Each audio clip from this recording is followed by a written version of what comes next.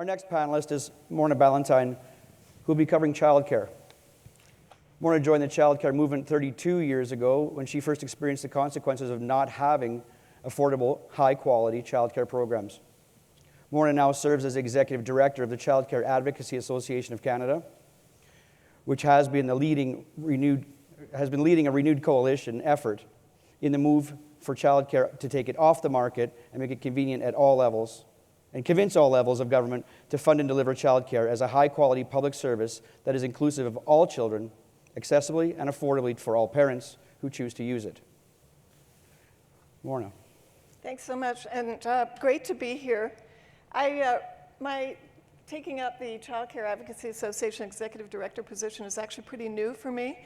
Although I've been working in childcare for a long time, advocating for childcare, I actually worked for the labor movement since I signed my first union card in 1976. Well done. So it's great to be speaking with you as a trade unionist, as a women's activist, a feminist, and a childcare advocate, as a parent, and as of 6 weeks ago, a grandparent. So this is a panel on the economy, big ideas. I'm at the right place. Here's a really great big idea for the economy. It's an idea that would create more jobs than any other single government initiative since the Second World War. It's an idea that would grow the economy by a minimum of $13 billion and probably twice that much once it was fully in place. It's an idea that would generate billions of dollars in additional revenues to governments to spend in many areas of essential need. And it's an idea that would give a huge boost to women's economic equality and independence, and it would probably do more than anything else, including proactive pay equity legislation, to narrow the lifetime gap in earnings between men and women. So what's the big idea? It's an idea that's been around for at least 40 years. It's an idea to create a universal childcare system for Canada. Woo. But to succeed in winning these economic benefits, to succeed in making sure that it's a program that is good for kids, good for parents, and good for communities, we have to get it right. So right now, Canada is one of the only developed economies that has no childcare system at all, even in Quebec. People talk about the Quebec childcare system, but Quebec does not, in fact, have the kind of universal childcare system that we would want for all of Canada. When it comes to childcare right now, all governments have essentially left it to the market. And what that means is that parents have to fend for themselves when it comes to trying to find good or any childcare. It also means when you leave something to the market that anybody can set up shop. And there's no government planning. So childcare is provided by those who want to provide it, where they want to provide it, when they want to provide it, and to whom they want to provide it. And in Alberta, about half of the childcare providers are doing it on a for-profit basis on this marketplace. When you leave something to the market, there's no accountability, even for those parts of the market that are getting public funding. It means when you leave it to the market that there are communities that are going without childcare at all. Daycares close without warning, leaving parents scramble. And what's amazing is that daycares close even though there are thousands and thousands of children on the waiting list trying to get in. Government standards when it comes to childcare are absolutely minimal. Most childcare providers are not required to have any qualifications at all. Licensed childcare centers, where qualifications are required, can't get and keep qualified staff. Why? Because the wages and the working conditions are so abysmal. One of the lowest unionized sectors of our economy as well. And one of the reasons for that is that if you raise the wages and working conditions of workers, then parents' fees go up, and already childcare in Canada is unaffordable. So the only provinces that regulate fees are Manitoba, Quebec, and PEI. Everywhere else, it's completely unregulated. And almost all funding, government funding for childcare, takes the form of subsidies to the lowest income parents. And you have to think about subsidies like vouchers. You're giving parents some money, the lowest income parents, to go on the marketplace and pay for childcare if they can find a spot. And when you fund childcare that way, it does nothing to make it more accessible, to make it better quality, and to make it affordable for everybody.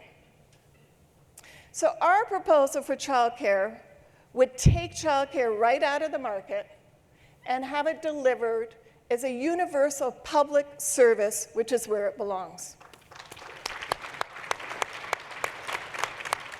Under our proposal, there would be sufficient government funding so that every childcare space receives full funding, a fully funded, publicly funded system.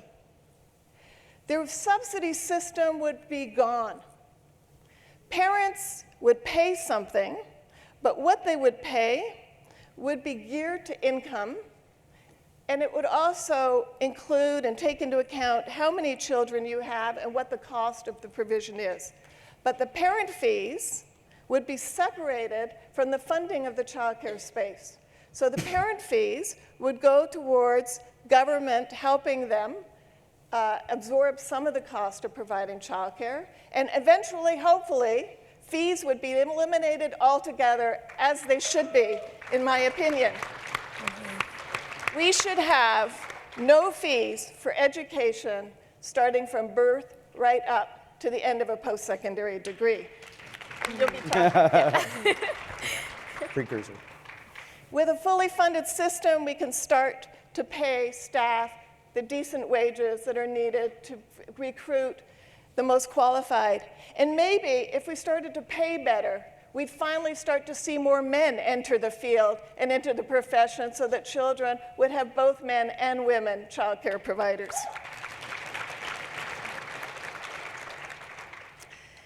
So this is some of what the universal childcare system would look like, but it's obviously not going to happen overnight.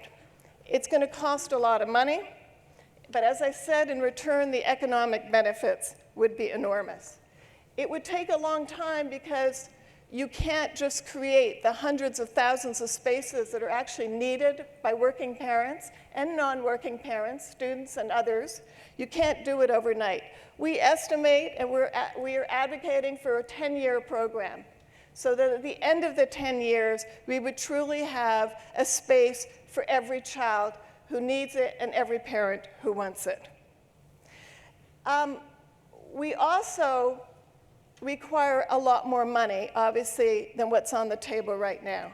So some of you who may have followed the federal budget, and of course in Alberta, the provincial government is right now financing a pilot project to bring down or cap the fees for a certain number of spaces for, in what my opinion is going to be the very lucky few.